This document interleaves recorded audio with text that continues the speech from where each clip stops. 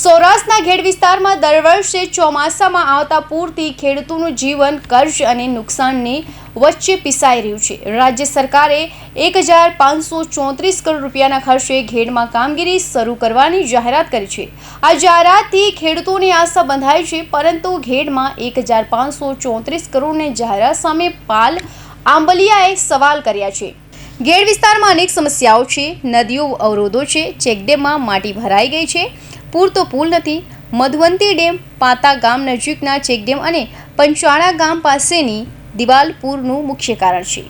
અખોદર ગામના ખેડૂતો સરકારની યોજનાઓને આવકારે છે, પરંતુ ભૂતકાળના અનુભવને કારણે તેઓ ચિંતિત છે. અગાઉ પણ મોટી જાહેરાતો થઈ હતી, પરંતુ જમીન પર કોઈ કામ થયું ન હતું. છેલ્લા 30 વર્ષથી દર વર્ષે ઘેડ ડૂબે છે, પાક બરબાદ થાય છે, ખેડૂતો કર્જમાં ડૂબી રહ્યા છે. રાજ્ય સરકારે 1534 કરોડ રૂપિયાના ખર્ચે ઘેડમાં કામગીરી શરૂ કરવાની જાહેરાત કરી છે. ત્યારે ખેડૂત આગેવાન પાલ આંબલિયાએ સરકારને કેટલાક સવાલ કર્યા છે. વિસ્તારના લોકો સતત 2 મહિના ગયા ચોમાસામાં લડ્યા સરકાર સામે, અને ત્યાર પછી સરકાર સફાળી જાગી અને 1534 કરોડ જાહેર કરવા પડ્યા. આ એ જ સરકારે જાહેર કરવા પડ્યા કે જે સરકાર એમ કહેતી હતી કે આ તો કુદરતી સમસ્યા છે. ત્યારે સવાલ એ છે કે આ તો 1534 કરોડ કેમ? અમારી માંગ હતી ત્યાં 10,000 કરોડથી ઓછા 1 રૂપિયો ન હોવો જોઈએ. સરકાર આ 1534 કરોડ ક્યાં અને કેવી રીતે વાપરશે, કેટલા સમયમાં વાપરશે, એનું નિરાકરણ કેટલા સમયમાં આવશે, આનો આખો રોડમેપ શા માટે જાહેર નથી કરતી?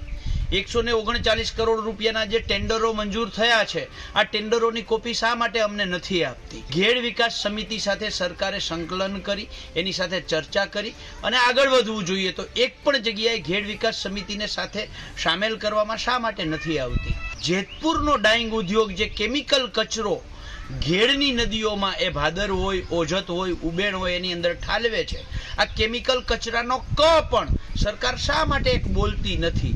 એવી જ રીતે ખૂબ મહત્વનો પ્રશ્ન છે કે જ્યાં નદીઓ છે એ દરિયાને મળે છે, ત્યાં સરકારે બુદ્ધિનું દેવાળું ફૂંકતી હોય એ રીતે ત્યાં દિવાલો ઊભી કરી છે. ચોમાસું માથે આવી ગયું છે.